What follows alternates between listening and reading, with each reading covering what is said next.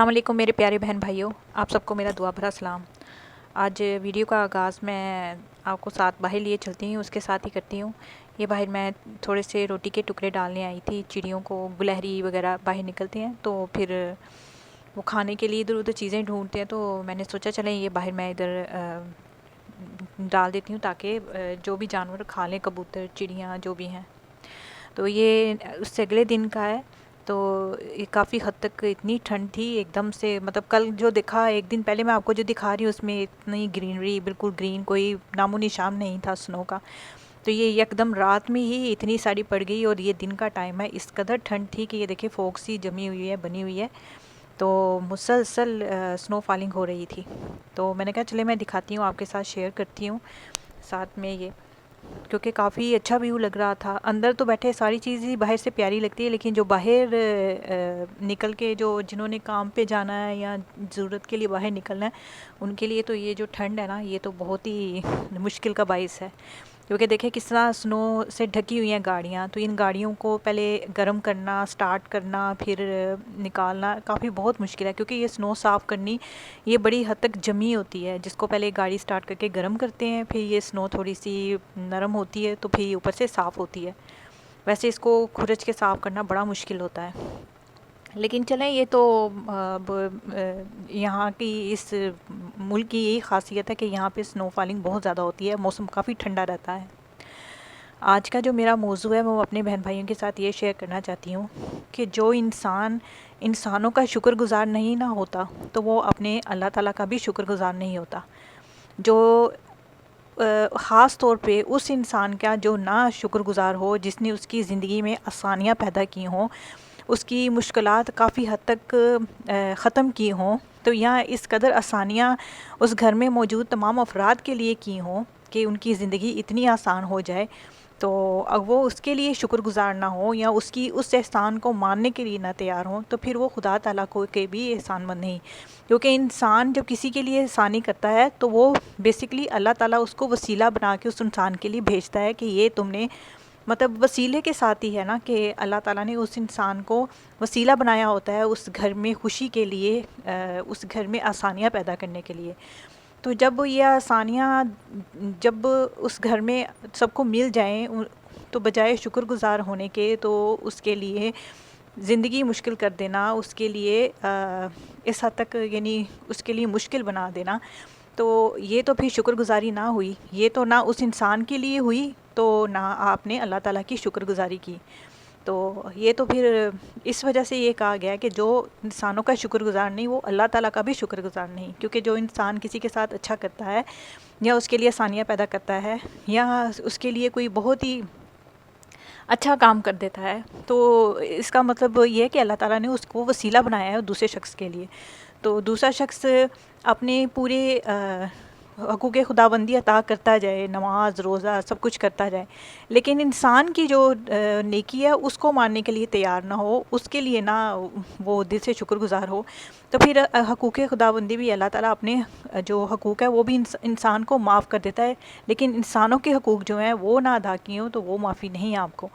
وہ بالکل بھی معافی نہیں۔ تو اس کے لیے یہ زیادہ ضروری ہے کہ آپ کے ساتھ اگر کسی نے آسانی کی، اچھا کیا، تو آپ اس کے لیے شکر گزار ہوں۔ دیکھیں ایسی خوشی کوئی خوشی نہیں جب آپ اپنے گھر میں کوئی خوشی کر رہے ہیں یا آپ بہت خوش ہیں،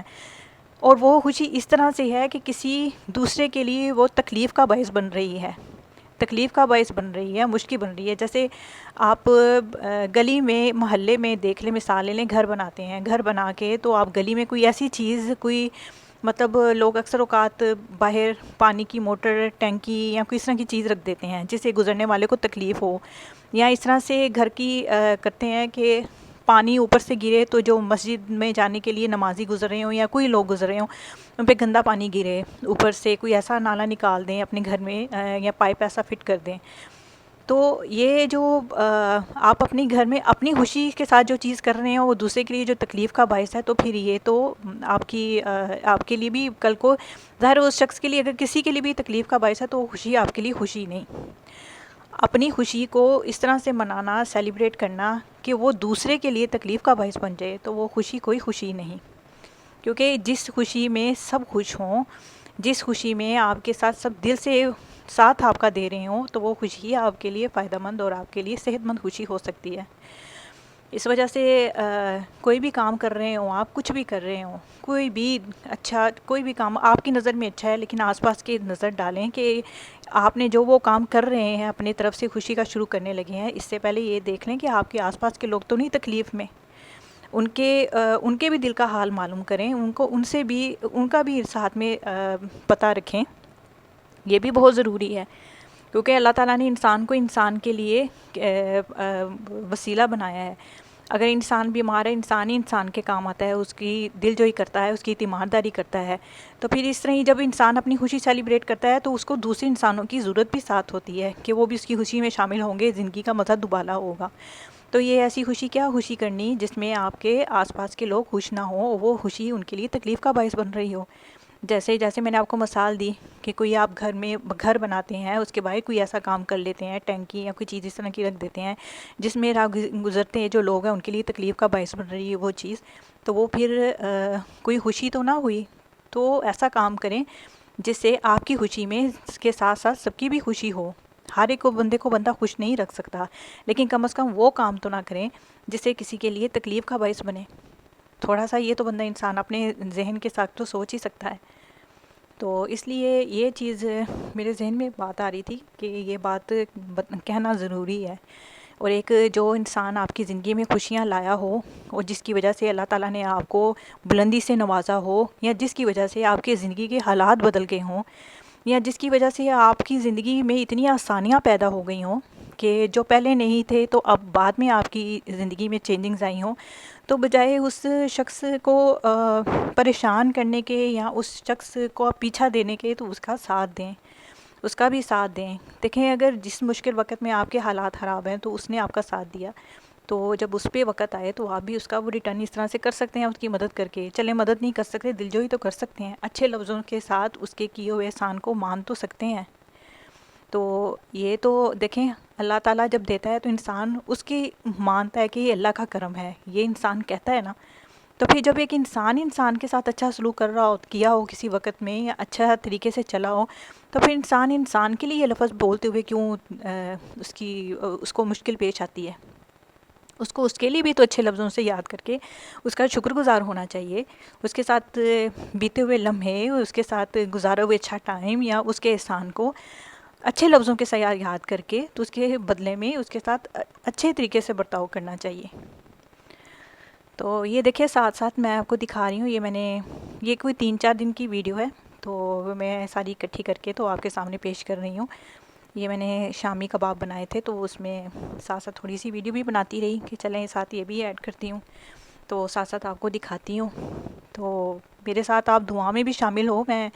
آپ کو کے ساتھ دعا کرتی ہوں، تو آپ آمین کہیے، کیا پتہ اللہ تعالیٰ کس کی دعا کس کی آمین قبول کر لے۔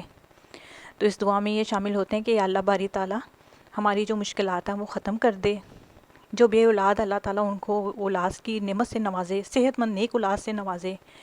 اور جو اپنے گھر کے لیے پریشان ہیں، جن کا گھر نہیں، جن کی چھت نہیں، اللہ تعالیٰ ان کو بھی گھر کی نعمت جیسی نعمت سے نواز دے۔ یا اللہ پاک کسی کو کسی کا محتاج نہ کرنا۔ اے اللہ جو دنیا میں والدین کے جن کے چلے گئے ہیں، دنیا سے پردہ کر گئے ہیں، اللہ پاک ان کی مغفرت فرما۔ اللہ پاک جن کی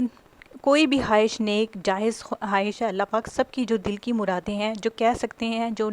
بتانے سے ہچکچاتے ہیں، نہیں بتا سکتے، یا اللہ پاک ان کی وہ دلی خواہشات پوری فرما۔ اے اللہ سب کو نیک اولاد سے نواز، سب بچے جو محنت کر رہے ہیں اللہ پاک ان سب کو کامیابی دے۔ اے اللہ پاک سب کے دلوں میں ایک دوسرے کے لیے رحم فرما۔ اے اللہ آسانیاں بانٹنے والوں میں شامل کر دے۔ اے اللہ پاک تو قادر کریم ہے، رحیم ہے، کریم ہے، اے اللہ پاک تو میری مدد فرما۔ اس کے ساتھ اجازت چاہتی ہوں آپ سب کی دعاؤں کی طلبگار۔ اللہ حافظ۔